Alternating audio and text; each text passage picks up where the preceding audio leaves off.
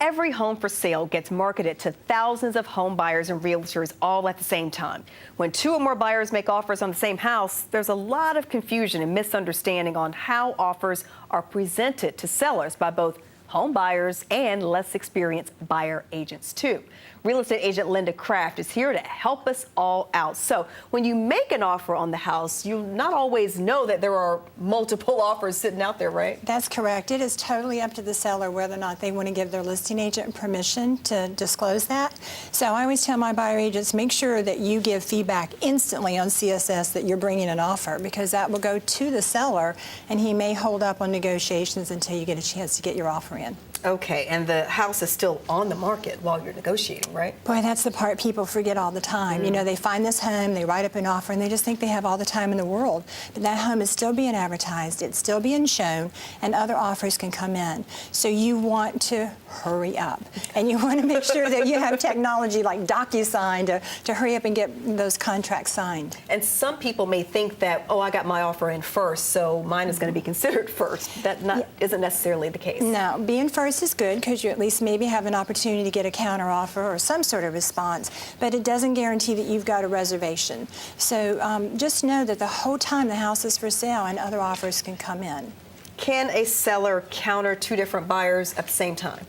They cannot. That would be illegal. So typically what will happen is the seller's agent will communicate to the buyer agents that we would like to have your highest and best. Now, highest and best doesn't necessarily mean that the price is the only thing that matters. Don't forget the best.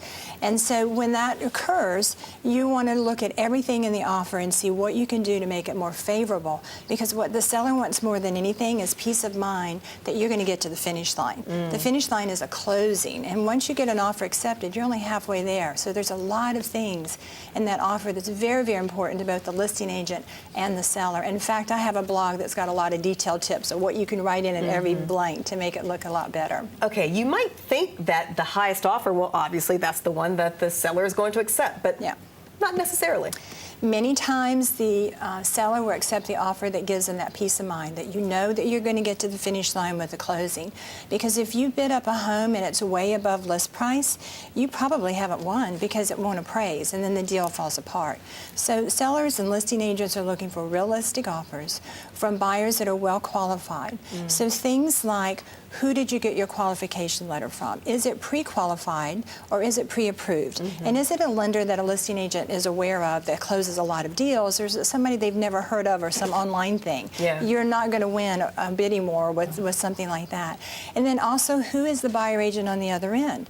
That listing agent is looking for someone that knows how to close deals. So if you're a new agent and you've written up the contract and you've left blanks off, and I mean, you just know instantly, this is probably somebody that a good chance we're not going to get to the finish line, so they will move to a more experienced agent that's been able to close a lot of transactions because of peace of mind for the seller that you're going to get to closing. Again, getting to the finish line. Okay, let's talk about counter offers. They don't have to be in writing, right? This is the thing that probably disturbs buyers the most, is that they've negotiated an offer, they have a verbally accepted contract between them and the seller, and another offer comes in and they lose it. And they're so upset. It's like, well, we had a deal. I mean, you said you accepted my offer.